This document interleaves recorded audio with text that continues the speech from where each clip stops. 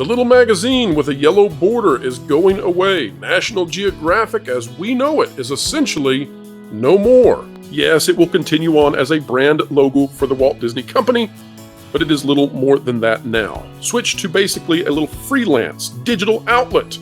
They'll slap the logo on top of some documentaries on Disney Plus for as long as it does them well.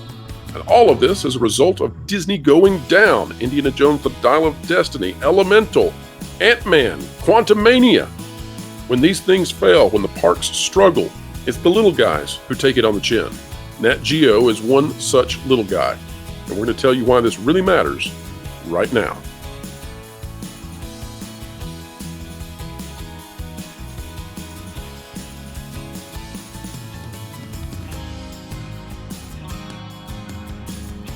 All right, folks, welcome back to another video of excellence here on the WDW Pro channel. Such a joy that you have elected to join us. Sharing your time with us is one of the great honors of our day, and we hope it is for you as well. If you like content like this, consider clicking the like button, share, subscribe, and when you click it, you stick it to the algorithms. It's the notification bell. Joining me to talk about the situation with the Walt Disney Company and National Geographic is the one and only Jonas J. Campbell, investigative reporter for thatparkplace.com. Hey, Pro. Good to be here. I forgot to put my bright yellow border around my avatar today, but glad to talk about National Geographic. Well, apparently Disney has as well, and although you may find all kinds of people across the social medias waving those Ukrainian flags or whatever the new thing is that they want to post everywhere, I doubt many people are going to do those yellow borders in memorandum of the National Geographic magazine, which has been around for such a long time and which will be coming to an end, although it will exist digitally. That is nowhere close to what I think people associate with this thing being and what it is. But this is one of those tragedies of what happens when companies begin to unravel. The Walt Disney Company is unraveling. And Jonas, a lot of people say, well, why do you cover Disney so often? Why do you talk about the negative things that are happening to the company? And you just want to be pessimistic all the time, Pro. And really, we're in the midst of covering the fall from the mountaintop of one of the biggest entertainment companies ever, that being Disney. I don't see any other way to describe that now. And this is one of those situations where, because of what Disney has done, they can no longer fund companies like National Geographic. And I don't know how many views we'll get on this, Jonas. I don't know how many people are even interested in this, but we have to cover it. It's a huge deal.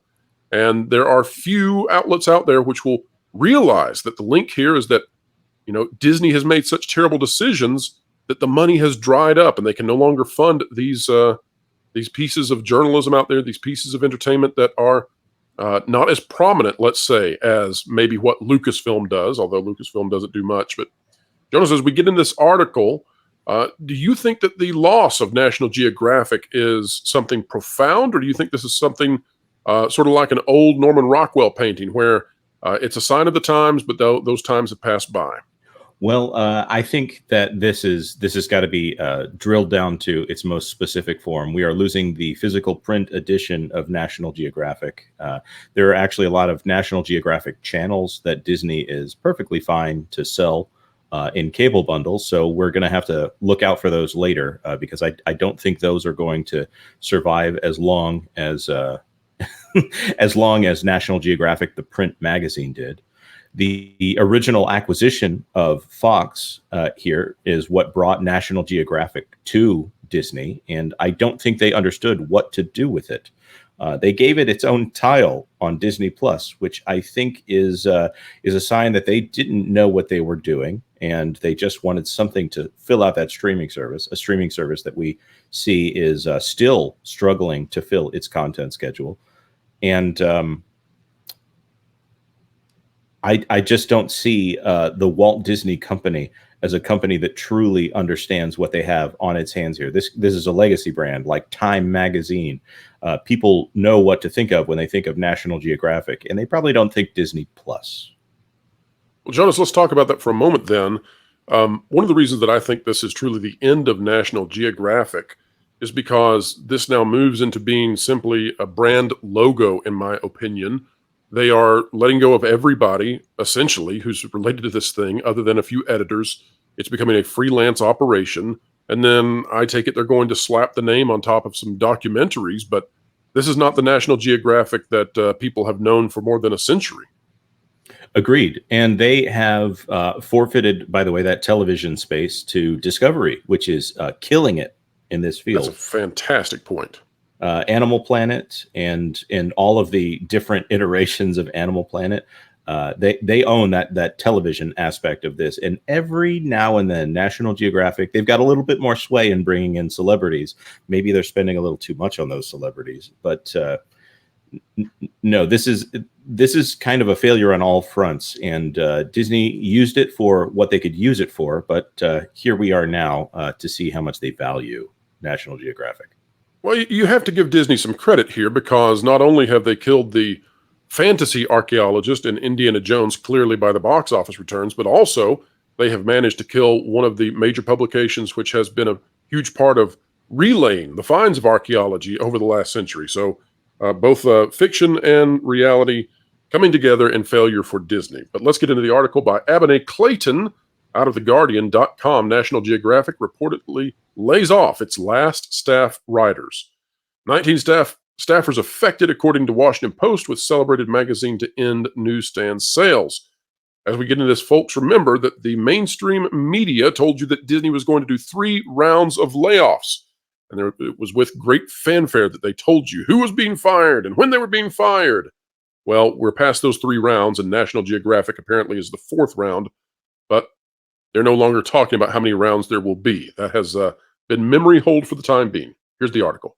National Geographic has reportedly laid off its last staff writers and will no longer be sold on U.S. newsstands. 19 editorial staffers were affected by the layoffs, the Washington Post reported, and several staffers confirmed the news on Twitter. I've been so lucky. I got to work with incredible journalists and tell important global stories. It's been an honor, tweeted Craig Welch, one of the National Geographic's now former senior writers. The journalist Doug Main said on Twitter on Tuesday, National Geo is laying off its staff writers, including me. The organization's future editorial work will instead be done by freelance writers and the few editors remaining on staff, the Post reported. As part of the cost-cutting measures instituted by the publication's parent company, Disney, the magazine with its memorable yellow border will no longer be available on newsstands in the U.S. as of next year. National Geographic told media outlets, however, that some writers would remain on staff. In a statement, a spokesperson for the magazine said, National Geographic will continue to publish a monthly magazine that is dedicated to exceptional multi-platform storytelling with cultural impact, also known as They're Going Digital. Staffing changes will not change our ability to do this work. Take that, everybody who is laid off, but rather give us more flexibility. Take that, everybody who is laid off. You are preventing flexibility to tell different stories and meet our audiences where they are across our many platforms. Any insinuation that the recent changes will negatively impact the magazine, take that, people who were laid off, or the quality of our storytelling is simply incorrect. Ouch. I bet that's a real popular person who put out that statement. This news comes amid a series of large layoffs that have shaken the media industry in recent months. It goes on to talk about some of these other entities that have seen massive layoffs or bankruptcies, etc. However, it needs to be said, Jonas, that this is a Disney situation. National Geographic, of course, owned completely by Disney, and I assume that if Disney were in a much stronger position, they would be able to maintain this storied publication and continue to make it publicly available, published physically. Jonas, talk to us a minute about why Disney is needing to cut so many jobs, so many divisions, so many subsidiaries. Talk to us a little bit about that Hulu purchase event out there on the horizon. Well, right now, the company, as of the last financial statements, which are a few months old, and we're hoping to get an update here soon with the next quarterly report, has about $200 million in free capital that they can play with in their company. Everything else is spoken for. And they've been doing anything they can to try to get some free cash flow within the company, because on January of next year, 2024, they have to buy out the rest of Hulu. Comcast has confirmed it. Disney has confirmed it. The 33% of Hulu that Disney does not hold, is currently held by NBC Universal, will be transferring to the Walt Disney Company in exchange for, there's a little bit of play here. $9 billion is the absolute bottom legal threshold, probably looks more like 15 billion and could go as high to as 20 to 25 billion. Again, they have 200 million as of our last confirmed cash balance of free money. And they need to come up with billions, tens of billions, dozens of billions of dollars maybe to have to buy Hulu, which is probably not going to get them that much literal value. And Disney probably was not anticipating that they were going to be losing money, as if they have a leak in the basement that's pouring out cash, never to be found again. They probably did not anticipate that happening with their box office results this year. And, of course, we're hearing now that is beginning to impact the parks as well. Jonas, I think this is a story of consequences, right? This is a story of the little guy. In this case, Nat Geo, the publication, was a little guy in relationship to the rest of the company. And the little guy is the one who's going to take it on the chin. The people who are exited out of here and then ceremoniously discussed in such disdain, as we saw in that recent quote we read, they're the ones who suffer when we have these horrible outcomes like Elemental, like Ant-Man and the Wasp, Quantumania, like Indiana Jones, The Dial of Destiny, and now what we're talking about with the parks, the strikes in Disneyland Paris. I mean, we could keep going and going. Right. These are the people who suffer, not Iger, not the people at the top. And to give a glimpse of what the company at peak health looks like, the movie business, let's say that they would bring in $1 billion a year. It's more than that. But relative to that, the parks would be a factor of 2.4 compared to that. The parks are actually what makes money for the Walt Disney Company. And in 2019, the cable networks actually made more for the company than the parks. Since then, every single sector of the company has gone down at an abysmal rate. We all know what's going on with cable. We all know what's going on with the movie business, thanks to Valiant Renegade's work. And as we're seeing pictures of what has gone on with the parks, we're getting a pretty good idea. Disney signaled that the parks were not going to be doing well this quarter or the next one, and then it was a lot worse than they signaled. I think that National Geographic was an accidental purchase. I don't think they cared one bit about the purchase of National Geographic when they bought Fox, when they overpaid for Fox by about $20 billion. It would be nice for them to sell it rather than strike it down and use it as a label to slap on their documentaries.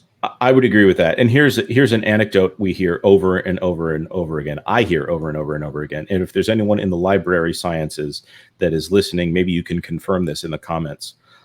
People are abandoning their National Geographic collections. The people who love this magazine, who have collected every issue of it, will come to libraries and say, look this wonderful thing that I have for you. It's every single National Geographic, but I'm no longer going to be doing this. Well, guess what? The library people are having to say, I'm sorry, we have too many of these because too many people are giving up their collections and we cannot. They are refusing to accept National Geographic magazines.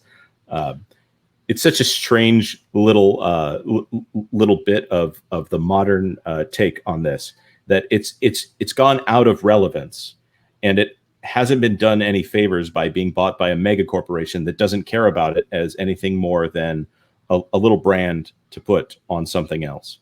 That's right. Well, let's read the article out of Associated Press. This one says National Geographic will end newsstand sales of magazine next year, focus on subscriptions and digital. Here's what we've got. It says the familiar yellow bordered cover of the National Geographic will no longer be on sale on newsstands starting next year, part of cutbacks affecting the venerable magazine. The company's focus is turning to its digital product and will offer special editions on newsstands, a spokesman said on Thursday. Subscribers will still get a printed copy each month. Newsstand sales account for a small percentage of the magazine's monthly circulation of just below 1.8 million copies, the magazine said. Even a magazine that started publishing in 1888 isn't immune to financial headwinds affecting the media. Known best for its colorful photography from around the world, the magazine was started more than a century ago by the National Geographic Society, which supports science and exploration. Control of National Geographic has changed twice in the past decade, first in a sale to 20th Century Fox, before being acquired by the Walt Disney Corporation in 2019. It has been hit by a series of layoffs.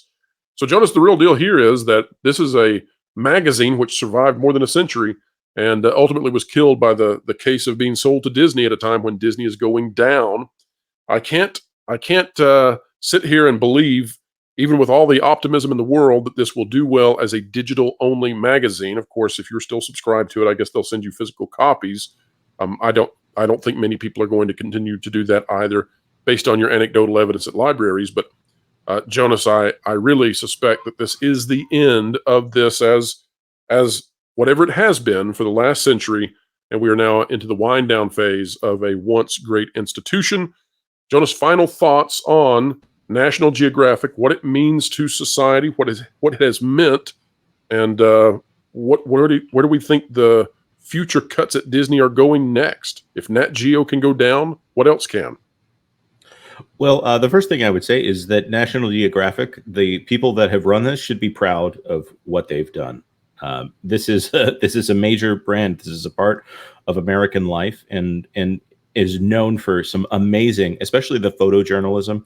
There have been some amazing pictures taken by National Geographic over the last century and a half. My goodness, what a long time to be doing work and recording real life. It just happens that they got bought by a company that is not truly interested in real life, and they just need to get eyeballs on things. And I guess this isn't a brand that was sexy enough for them to really do the job.